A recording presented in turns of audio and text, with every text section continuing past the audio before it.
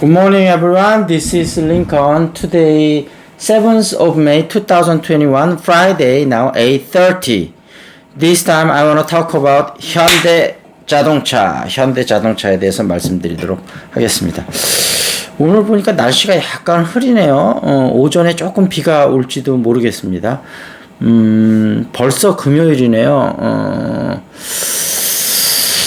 참 오늘은 또 공매도의 공격을 우리 주식시장이 어떻게 견뎌낼지 좀 궁금합니다, 진짜로요. 네.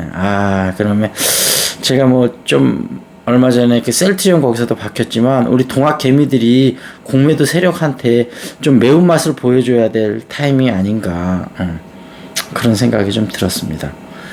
현대자동차 첫 번째 소식은요. 현대자동차도 지금 주가 흐름을 보니까 이제 이제 1월 달까지 많이 올랐다가 쭉 좀 조정을 받으면서 좀 많이 내려왔다가 좀 조금 반등하다가 다시 조금 조정받는 현상인데, 현대자동차 그룹이 현대자동차 기아 모비스 전부 좋은데, 물론 이제 차량용 반도체가 좀 부족하다는 단기 악재가 좀 있고, 그렇지만 사실은 단기적인 부분이기 때문에 주가가 크게 조정받을 그거는 아닌데, 또 현대자동차 그룹은 나름대로 반도체 부족 상황에 대해서도 나름대로 대비를 잘 하지 않았습니까? 일본에서의 화재 사건이 좀 변수로 작용해서 결국은 타격을 입기는 했지만요.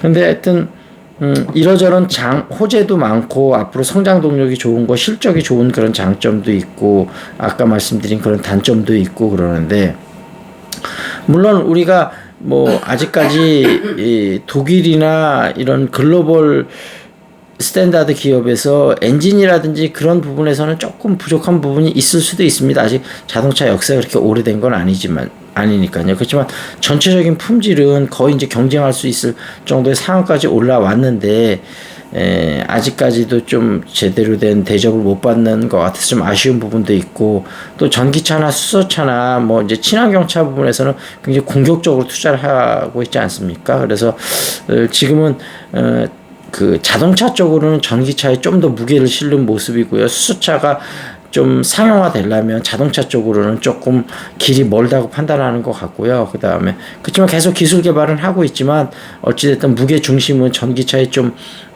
더 실는 모양새고요. 그 다음에 화물차나 버스 같은 경우는 또 수소차가 많은 장점이 있기 때문에 수소차 중심으로 나가는 것 같고 그렇습니다. 어찌됐든 큰 틀은요.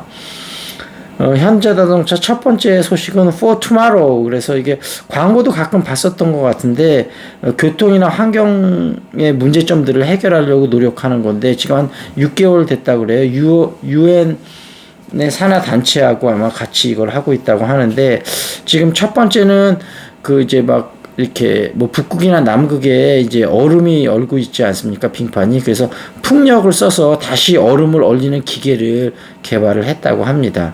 그리고 이제 아프리카나 이런 데를 위해서 좀 살기 어려운 개발도상국들을 위해서 태양광을 통해서 가로등을 하는 거를 직접 본인들이 설치할 수 있도록 기술을 좀 이전해 주고 있다고 합니다. 이런 것들이 지속 가능 경영이죠. 그러니까 결국은 그 얘기하니까 지금 그 코로나 미국에서도 이제 핵심 기술을 공개하겠다 그러는데, 물론 이제 핵심 기술을 어디까지 직접 재산권을 할지 모르지만, 그리고 유럽도 이제 논의 중이라고 그러고요. 결국 선진국들도 만약에 전 세계적인 팬데믹이 지속이 돼서 선진국 자기 나라는 어느 정도 된다 하더라도 결국은 세계적인 경제가 회복이 안 되면 자기 나라 경제도 타격을 입을 수밖에 없기 때문에 그런 지적재산권 부분을 일부 해제한다고 미국도 결정을 내린 거 아니겠습니까? 현대자동차도 마찬가지입니다. 결국 지구의 위기가 와서 지구가 다 망해버리면 현대자동차가 아무리 자동차를 잘 만든다고 한들 그게 무슨 의미가 있겠습니까?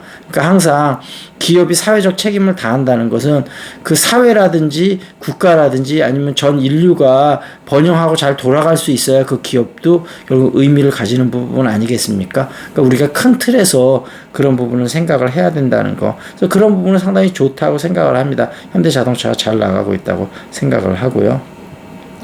그 다음에 두 번째는 전기 화물차가 보조금 지원이 접수 조기 마감이 됐다고 하는데, 좀 정부 관계자들이 답답한 게 이런 사태를 미리 예측을 못했다는 게 너무 좀 아쉬운데, 올해가 2만 5천 대를 예정을 하고 있다고 하는데, 물론 작년에 비해서 2배로 늘리긴 했다고 하는데 벌써 지금 보조금 접수가 거의 마감이 되고 이제 대기 상태로 왔다고 합니다. 근데 이게 보조금이 화물차는 2,400만 원이나 되더라고요. 정부 보조금이 1,600만 원, 예를 들면 서울시 같은 800만 원 해서 합해서 2,400만 원이죠. 그래서 4천만 원짜리 차가 1,600만 원에 사니까 이 전기차가 아닌 화물차가 한 2천만 원 정도 한다 그래요. 그러니까 400만 원 더 싸니까 전기차를 안 살 이유가 없겠죠. 그래서 아까 말씀드린 대로 지금 보조금 지원이 접수의 조기 마감이 될 것 같다. 그래서 이런 부분은 뭐 현대자동차한테도 좋은 소식은 아니겠습니다. 그리고 토요타가 미라이라고 수소차를 했는데 넥센을 제치고 아마 미라이가 1위로 올라갈 것 같아요. 그래서 아까 말씀드렸다시피 현대는 자동차 쪽에서는 수소차보다는 전기차 쪽으로 무게중심을 조금 하고 있는 상황입니다. 그리고 사무코리아라고 여기가 아마 현대차의 부품을 많이 납품하는 업체인 것 같은데, 근데 괜찮은 회사인 것 같아요. 그래서 좀 더 한번 시간을 내서 다시 한번 자세히 좀 찾아보도록 하겠습니다.